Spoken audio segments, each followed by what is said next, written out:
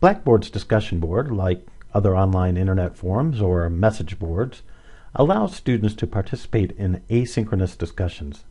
These discussions, time and place independent, can be on a variety of topics you will choose.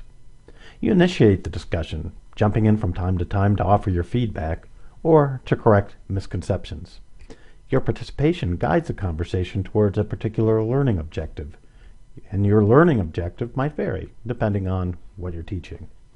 As you will see, there are many ways to use a discussion. So let me suggest 3 basic strategies, useful in all classes, before I show you how to create an online discussion. First, don't assume your students know how to participate in an online discussion.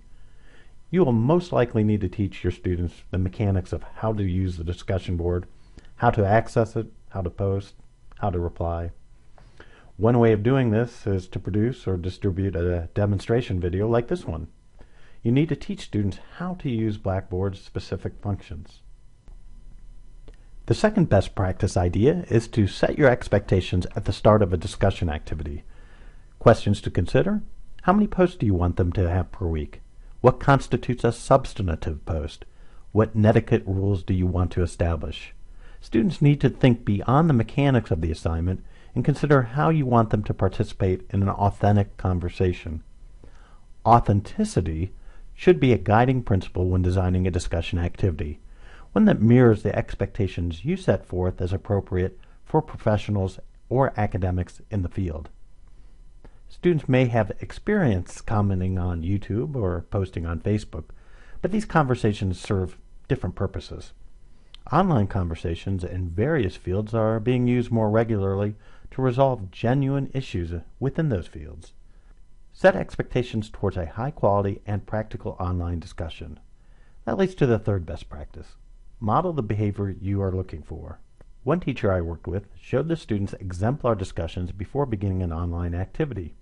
The class did a conversation analysis of both the ineffective and effective online conversations prior to any practical problem-solving activity using an online discussion. Another form of modeling comes from the instructor. Students will look towards your guidance.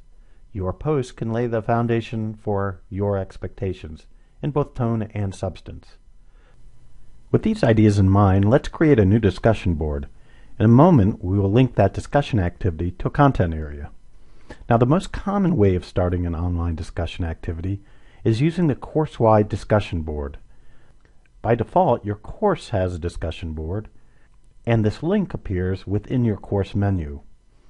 I open this link, and from here I create a new forum.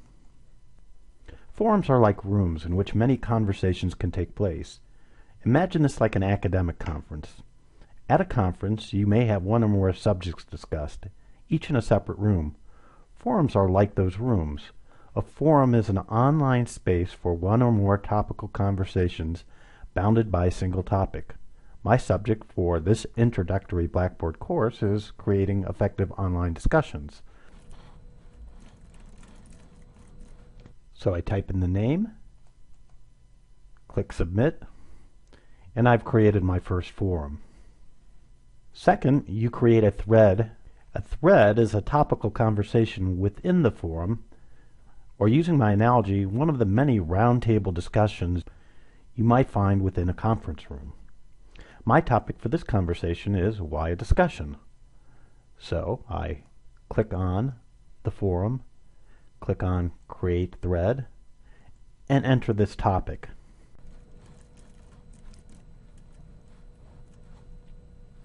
Now, within my thread, I will use the message area below to elaborate on the discussion assignment. Here I'll copy and paste the assignment.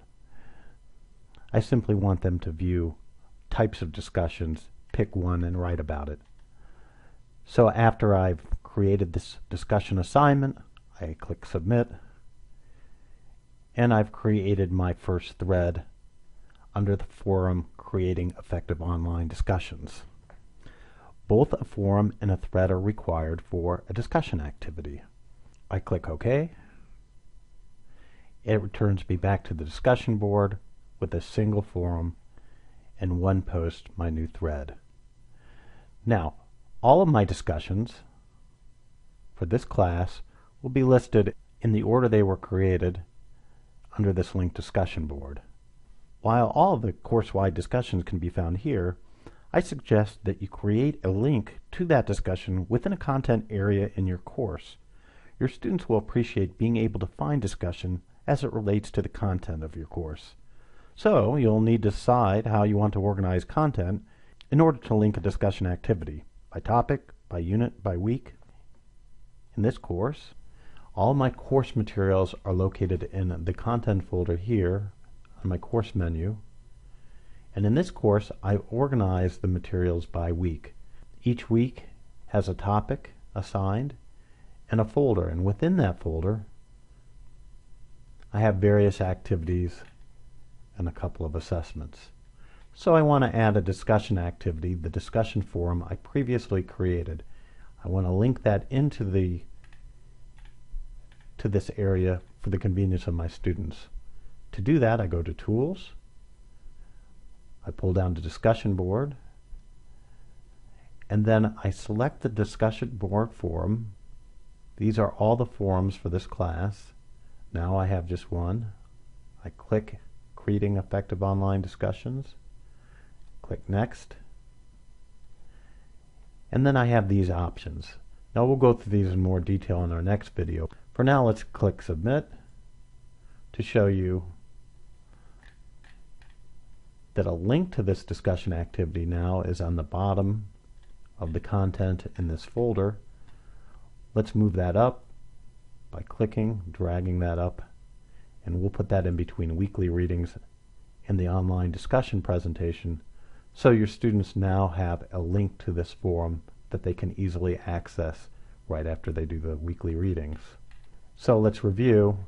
I created the discussion forum in the class-wide discussion board here, and here students will find all the discussions for the class. With that discussion created, then I linked it to the content that it's related to by adding it into this content folder. Returning to the content folders, if I did a weekly discussion, I'd create another discussion board here, go to the content folder, go to the week 2 topics, and create another link for the next discussion board, and so forth.